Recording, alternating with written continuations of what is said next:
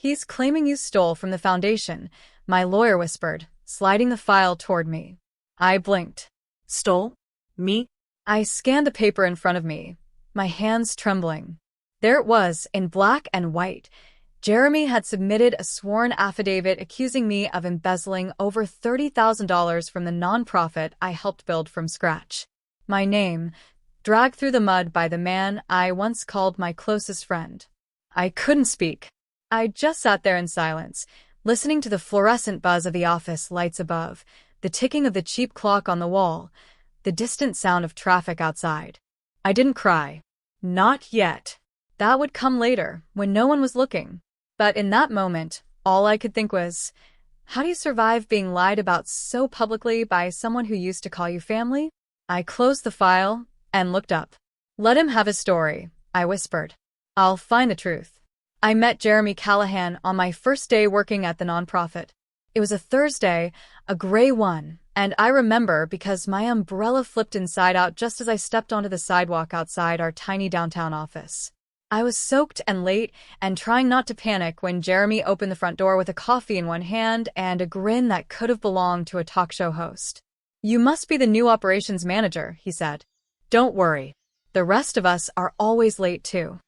That moment, so small and casual, was the beginning of what I thought would be a lifelong friendship. Jeremy was everything I wasn't. Charming, loud, magnetic. People gravitated toward him effortlessly, while I was the type who got nervous making small talk at the copier. But we worked well together. I kept the books, made the schedules, negotiated contracts. Jeremy worked the room. Donors, gala guests, city officials. In meetings, he always gave me credit. Melanie's the backbone of this place, he'd say, and I'd smile, embarrassed but quietly proud. What I didn't realize back then was that he needed someone invisible, someone to do the hard work while he soaked up the spotlight. Over the years, I became that person. I gave everything to that organization. I stayed late to reconcile grants. I drove across 3 counties to deliver food supplies. I paid out of pocket more times than I can count. The board never saw it, but Jeremy did. And that's what hurts the most. He saw every sacrifice. He knew exactly how much I gave. And still, he lied. Before I tell you how the betrayal unfolded, you need to understand what kind of person I used to be. The kind who remembers birthdays no one else does. The kind who says yes when she wants to say no. The kind who doesn't ask for recognition, just wants to be useful. I grew up like that. My parents divorced when I was 9. My mom worked 2 jobs, and I basically raised my little brother, Jordan. I learned early that being reliable was how you stayed needed. And being needed was the closest thing to love I could find. That pattern followed me into adulthood. I chose safe, predictable jobs. I dated men who needed fixing. I never took up too much space. I apologized when I hadn't done anything wrong. I kept my head down and kept working, even when my heart was breaking. Jeremy was one of the first people who made me feel seen. At least, that's what I thought. He'd leave sticky notes on my desk. Rockstar accountant. You saved us again. How do you make spreadsheets look sexy? It was harmless, flirty even, but always felt friendly. I never read too much into it. He told me about his divorce before he told anyone else. We'd share lunch on the back steps of the office. He liked roast beef sandwiches with too much mustard. I liked silence. Somehow, we made it work. The first year, we doubled the nonprofit's funding. The second year, we got recognition from the mayor's office. The third year, Jeremy was featured in a local magazine as a rising civic star. I wasn't mentioned. And still, I didn't mind. I remember one night specifically. We had just wrapped our biggest fundraiser of the year. Jeremy was buzzing with energy, talking to some big-time donor from Chicago. I was in the back room, balancing invoices, organizing leftover auction items, and packing boxes by myself. At one point, Jeremy came in, loosened his tie, and leaned against the doorframe. "You okay?" he asked. I looked up and smiled. "Just tying up the loose ends." He nodded. "You really are the engine behind all this, Mel." I laughed. "Engines don't get interviewed in magazines." He grinned. "Yeah, but without you, The whole car dies on the freeway. We both laughed. He didn't stay to help. My friends warned me. You do way too much for that guy, my best friend Erica once said. He's using you. But I defended him, over and over. He's not like that, I'd say. He's just busy. He always gives me credit when it counts. Except he didn't. In our 4th year, Jeremy proposed restructuring the leadership roles. Said we needed more hierarchy now that we were growing. I thought he was going to recommend me for executive director. Instead, he gave that title to himself and named me administrative support. I didn't say anything. I just nodded in the meeting, held back the lump in my throat, and told myself titles didn't matter. But that was the first time something cracked. Then came the grant debacle. We applied for a 6-figure grant from the State Community Health Fund. I worked on that proposal for months, met with officials, gathered data, wrote the pitch deck, scheduled every deadline. The day we got the funding, Jeremy called a staff meeting and announced, "We did it. This is a game changer." I'm so proud of this team. He never once mentioned my name. I sat there in the corner of the room, trying not to let it show on my face. That night, I drove home and cried in the driveway for 20 minutes before I went inside. Things kept shifting after that. Jeremy started taking more liberties, spending money on travel, making decisions without consulting me, telling donors that our books were tight, while booking hotel suites for out-of-state galas. I confronted him once. "Hey," I said after a staff meeting, "why did we charge that extra hotel night in Denver? You flew out Saturday, but the event wasn't until Monday." He raised an eyebrow. "You tracking my travel now?" I shook my head. No. The grant has limitations. We can't bill more than 3 days for lodging." He smiled. Not warmly. "Relax, Mel. I know what I'm doing." I nodded. And again, I said nothing. Looking back, the signs were all there. The little lies. The growing distance. The way he started saying, "I" instead of "we." But I still believed in what we were doing. Until the gala night, the last night, everything felt almost normal. I wore a navy dress and pearls. Jeremy introduced me on stage as our logistics queen, which drew a polite laugh. But when the donor handed over the $1 million check, it was Jeremy who shook his hand for the cameras. A week later, the board received an anonymous tip. Funds were being misused. Not by Jeremy, by me. That's when the investigation started. That's when I knew.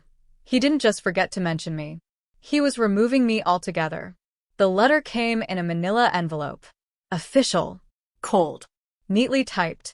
Notice of pending investigation. Allegation of financial misconduct, it said across the top. It was addressed to me, Melanie Rhodes, Director of Administrative Support. I read it 3 times before my vision cleared enough to blink. The words didn't make sense, not because I couldn't understand them, but because they didn't belong to me. Misappropriation. Falsified documentation. Questionable transactions. I stared at the signature at the bottom. Jeremy Callahan, Executive Director. That's when it hit me. He didn't just accuse me. He filed the complaint. I walked into work the next morning like a ghost.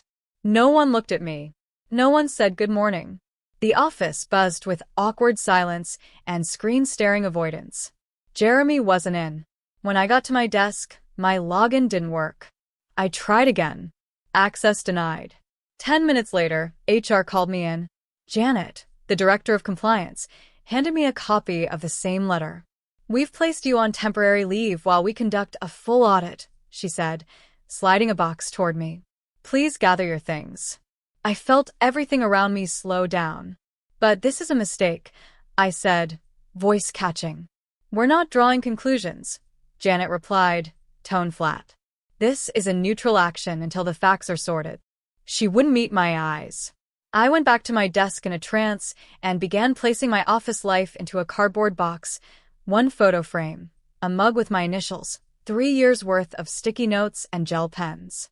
A small plant I hadn't watered in a week. My coworker Lisa finally looked up as I walked past. Her eyes were glassy, conflicted. "I'm so sorry," she whispered. I nodded, not trusting my voice. I drove home and sat in the parking lot again. But this time I didn't cry. I couldn't. It was like my whole body had gone numb. That evening, the board released a formal statement to the press. We take financial integrity seriously. At this time, a staff member has been placed on leave pending a full review. We remain committed to transparency and ethical operations. The press didn't name me. Jeremy didn't have to. The whispers did it for him. By morning, the phone calls started. First from an old donor. Then from my cousin.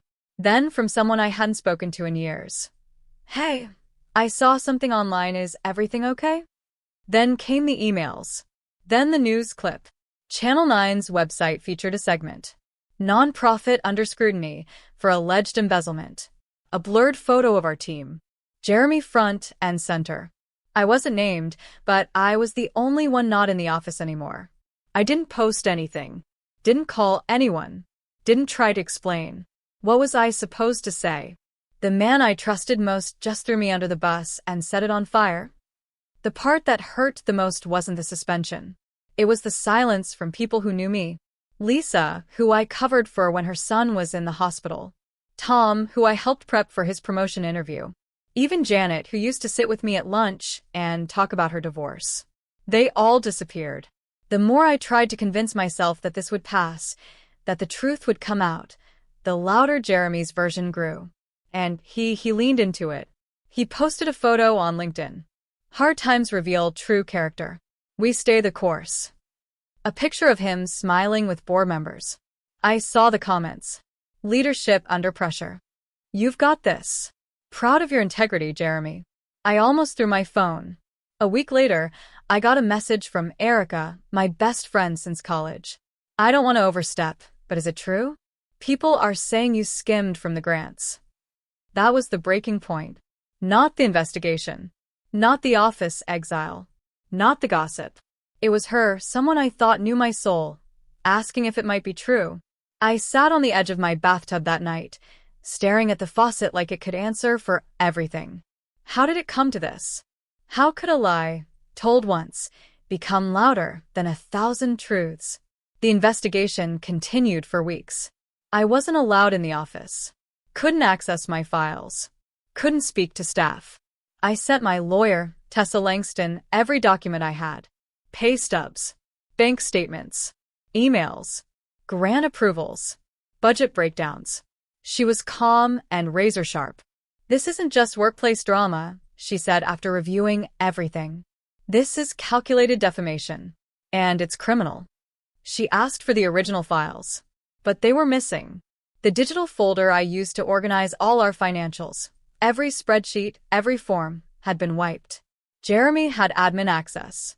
He could erase anything. Tessa filed a records request, and we waited.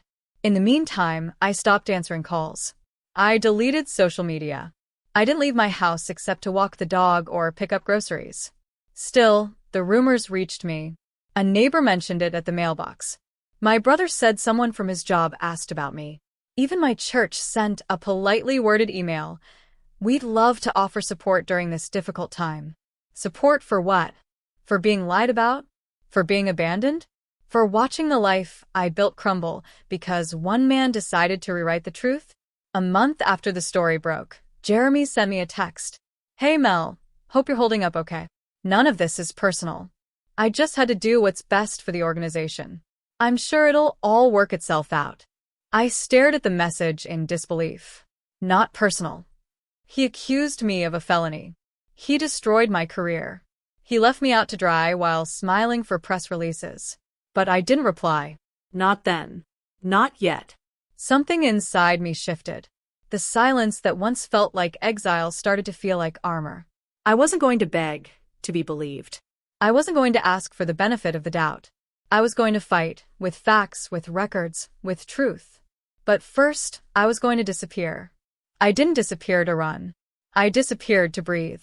There's a difference. When people lie about you loudly, your first instinct is to yell the truth even louder. But yelling is what they expect.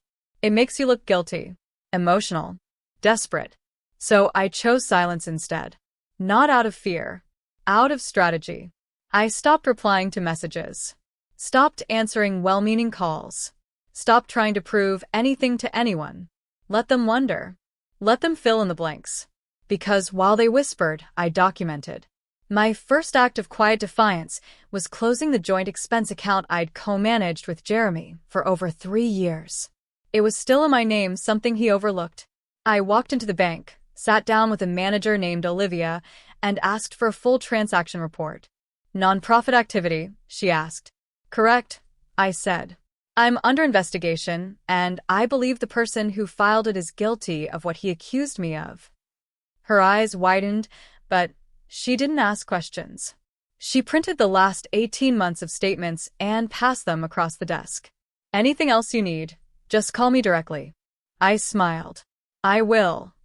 At home, I created a folder on my laptop titled Truth Documented. I filled it with screenshots, emails, photos of receipts, handwritten notes from staff thanking me for going above and beyond, texts from Jeremy asking me to backdate invoices just to smooth things over. I organized it all by date, by fund, by damage. Every night after dinner, I sat down with a cup of tea and combed through my digital trail. I highlighted inconsistencies. I flagged suspicious entries. I made a color-coded timeline of every transaction linked to my name. It was slow work, painful work, but it was mine. And for the first time in weeks, I felt in control. Tessa, my lawyer, was meticulous. Every time I brought her something new, she'd say the same thing. You were too good at your job. That's why he turned on you. One afternoon, she called with an update. Melanie, we found something. I sat up straighter. Jeremy funneled discretionary grant money into a third-party account. The signature approval? Digitally forged. Your name was on it, but the timestamp shows you were out of state at the time. I didn't say anything. She continued. And the kicker? He used that same account to pay for personal travel, a golf membership, and even a weekend retreat. The paper trail leads straight back to him. The relief came in slow waves. I knew it, I whispered. We can press charges, she said. But that's only if you're ready. I was. But before the lawsuit, I needed one more thing. I needed closure. So I started disconnecting. One by one, I deleted old emails. I unfollowed mutual contacts. I shut down the LinkedIn profile that Jeremy had once tagged me in. I deactivated my Facebook. I wasn't running away. I was reclaiming digital space that no longer belonged to me. There was power in that. In every delete click, I felt lighter. In every silence, I felt stronger. I also stopped showing up to places people expected me to be. The farmer's market, the local networking brunch, the women's leadership circle at the library. It wasn't about hiding. It was about withdrawing my energy from places that had taken it for granted. I found new spaces.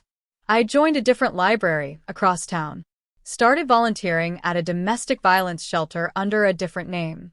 Signed up for pottery classes. It felt good to be unknown. To exist outside the gossip. Outside the label. Outside of him. 3 months into the investigation, I got a call from Janet, the same HR director who'd handed me that box. I just wanted to check in, she said. I said nothing. We've received some clarifications. Still nothing. Some documents have come to light that raise questions about Jeremy's initial claims. I finally spoke. So you're calling because I might not be the villain after all? She hesitated. We're reopening the review. I kept my voice even. I'll let my attorney know. Melanie, she paused. I'm sorry. I didn't know how to handle it. I know, I said. Most people don't. Then I ended the call. That night, I wrote in my journal. They only come looking when silence becomes suspicious. They only apologize when your absence creates inconvenience. But I'm not returning for their comfort. I'm not returning at all. My family, especially my brother Jordan, watched all this unfold quietly. He'd been checking in since the beginning, but never pushed. One night, he showed up unannounced with pizza and a bottle of wine. I miss my sister, he said, setting the food on the kitchen counter. I'm still here, I replied, wiping my hands on a dish towel. He looked around. This place is quieter than I remember. I needed the quiet, I said. Noise is where the lies live. He nodded and took a bite. I always thought Jeremy was a snake. I raised an eyebrow. Then why didn't you say anything? Because you were loyal, and loyalty makes people blind. I laughed bitterly. Not anymore. He clinked his glass against mine. Good. I like the new version of you. After he left, I lay in bed and stared at the ceiling. For years, I'd lived in service of others. Jeremy, the board, even my friends. I made myself small so others could feel big. Made myself agreeable so others wouldn't feel threatened. Made myself dependable so they wouldn't discard me. And still they did. But now, I had nothing left to lose. And in that emptiness, I found something I hadn't felt in years. Freedom. I didn't expect the first real support to come from someone like Claire Maddox. Claire had never liked me. She was Jeremy's oldest friend from college, a legacy donor's daughter, and the board's darling. The kind of woman who wore tailored beige blazers and spoke in polished tones even when insulting you. For years, she treated me like an intern who overstayed her welcome. So when I saw her name in my inbox, subject line, confidential request, I almost deleted it. But curiosity won. The message was short. Melanie, I need to speak with you. Privately. I believe I owe you an apology and possibly more. Claire Maddox. My first thought? This is a trap. But something told me to say yes. We met at a quiet tea room on the east end of town, away from the boardroom and city politics. She was already seated when I arrived, posture perfect, fingers curled around a porcelain teacup like she belonged in a Jane Austen novel. Melanie, she said, standing to greet me. Thank you for coming. I nodded. No smile. Not yet. She motioned for me to sit. I know I'm the last person you expected to hear from. You're not wrong. Claire exhaled and leaned in. I was wrong about you, she said plainly. And I think Jeremy is not only guilty, but dangerous. It turns out, even snakes shed their skins too often. Claire had begun to suspect something long before I was ousted. She noticed Jeremy rewriting financial projections during board meetings, dismissing female staff too easily, and reallocating funds in ways that didn't make sense. But she didn't speak up. not then. I told myself you were just dramatic, emotional, too idealistic to handle leadership, she admitted. I didn't flinch. But then I saw the audit trail, she continued. I requested it quietly. Use my father's name to get access. And, I asked. Her voice dropped. He forged your name, Melanie. More than once. And diverted almost $70,000 in charitable funding to his private consultancy. I already knew that much. But hearing it from her? It mattered. Then came the second twist. There's a board vote coming, Claire said. Unofficially, they're planning to replace Jeremy, but not because of what he did to you. It's the press risk. Of course, I muttered. They don't want a scandal tied to the foundation. So they'll oust him quietly, sweep my name under the rug, and call it a strategic restructure? Claire met my eyes. Unless you let me help you tell the real story. It felt like whiplash. Claire Maddox, once my most elegant antagonist, was offering me a seat at the table she used to keep me away from. I didn't answer right away. Instead, I asked, why now? Her face shifted. Because I finally saw who he really is and who you really were. You built that outreach program from the ground up. You gave it a soul. He gutted it. I took a deep breath. What exactly are you offering? A formal statement of support. Publicly if needed. I'll testify if this goes to court. I'll also request the board issue a full exoneration for your termination. My hands trembled slightly, but I wrapped them around the teacup to hide it. I never needed their apology, I said. Just their acknowledgement. Claire smiled, softly this time. No performance. No politics. You deserve more than that. The shift began quietly, like spring melting the frost.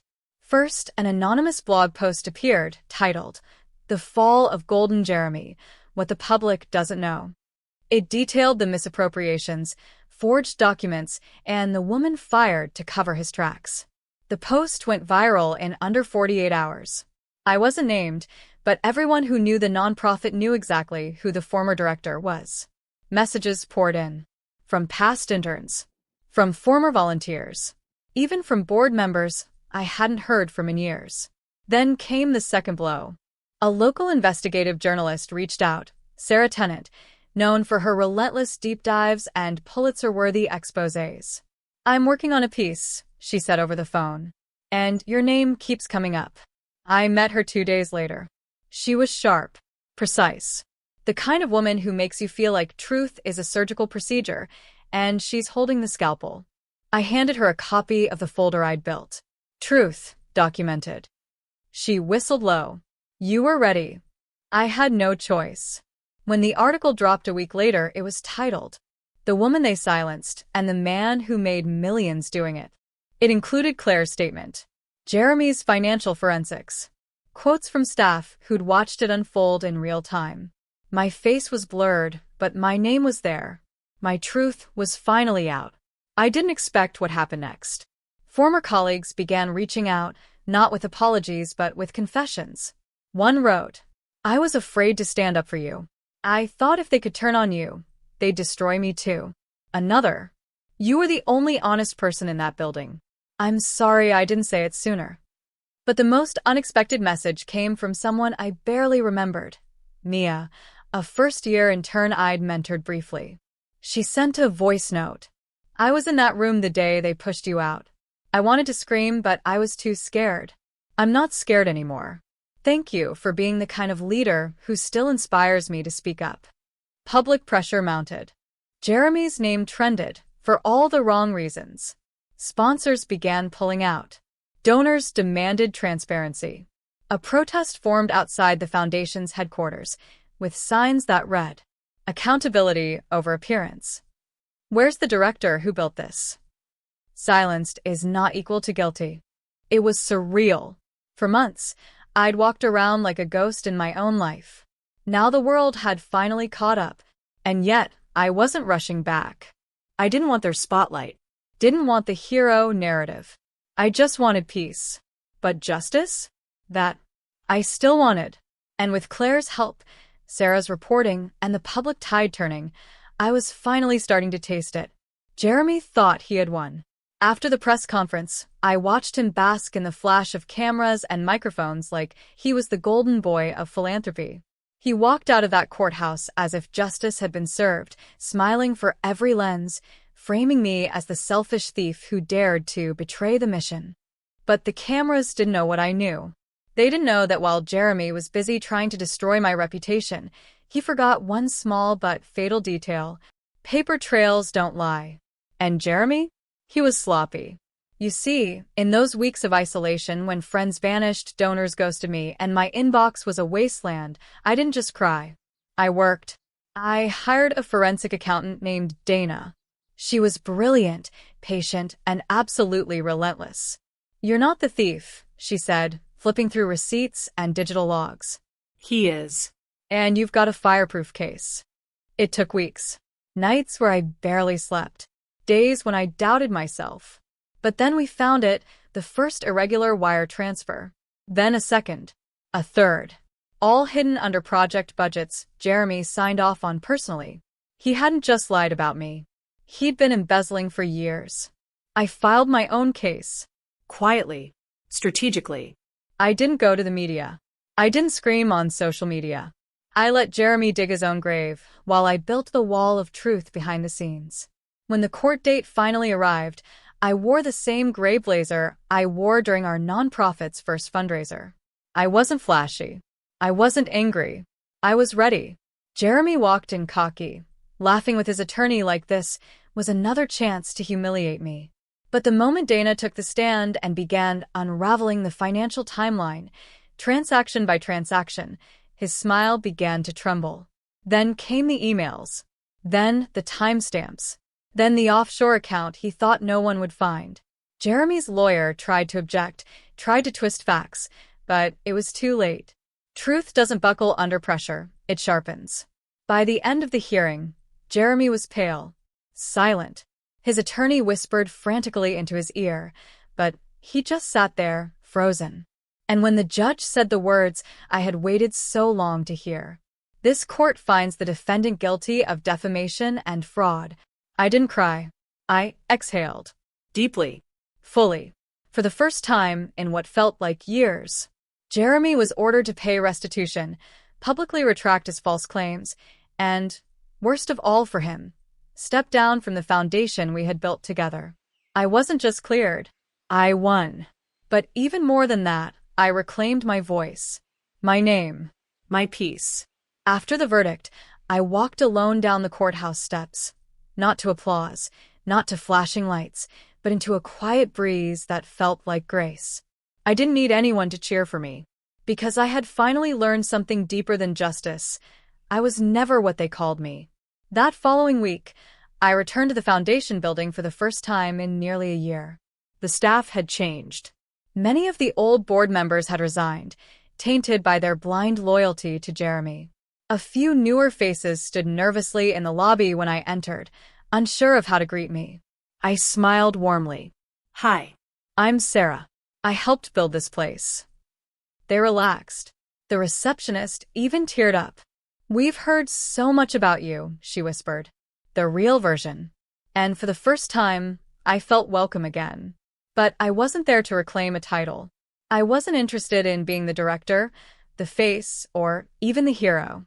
I walked through the halls like someone visiting a childhood home, grateful, proud, but ready to move forward. I handed over my reinstated nameplate to the new leadership and said, "Do better. Be louder for the voiceless. And never forget where this mission started." Then I left. What came next wasn't revenge. It was redirection. I started my own organization, a small grassroots mentorship program for young women who had been silenced, shamed, or shut down by powerful people in their lives. We don't have fancy offices or gala dinners. But every week, I sit in a circle of girls who remind me that truth is the loudest voice in the room, even if it takes a while to be heard. Jeremy tried to erase me, but all he did was sharpen me. And while his name might eventually disappear behind a scandal, mine stands clean, quiet, Strong. You don't have to scream to be powerful. You just have to stay standing when the storm hits. And I did. I stood. And now, I rise. Looking back, I realize now that the betrayal wasn't the most painful part. It was the silence. The silence of friends who disappeared when I was accused. The silence in rooms that once felt like home. The silence inside me when I began to question if maybe they were right. But here's what no one tells you. Silence is also where truth whispers. When everything was taken from me, my title, my credibility, my place, I had no choice but to go inward. And in that stillness, I met someone I had forgotten. Myself. Not the woman who co-founded a successful nonprofit. Not the one who knew how to make a room applaud. But the woman who once dreamed of making a difference with nothing but passion and grit. And she was still there. Waiting. Watching. Unbreakable. If you've ever been falsely accused, if people you loved chose someone else's story over your truth, please know this. You are not your lowest moment. You are not the version of you that fear painted in the minds of others. You are not the whispers, or the gossip, or the convenient scapegoat in someone else's narrative. You are the one who survived. Who kept going. Who chose dignity over drama. Who let truth speak louder than revenge. Yes, it's hard. Yes, it's lonely. But it is also transformative. I used to think redemption came from being proven right. Now I know it comes from standing in your integrity. Even when no one's clapping, people will come and go. Reputations will rise and fall. But your soul, your core, that's yours to protect. And if you protect it long enough, you'll find that the people who matter, the purpose that drives you, and the peace you are always seeking, they come back. Not with fanfare. Not with noise.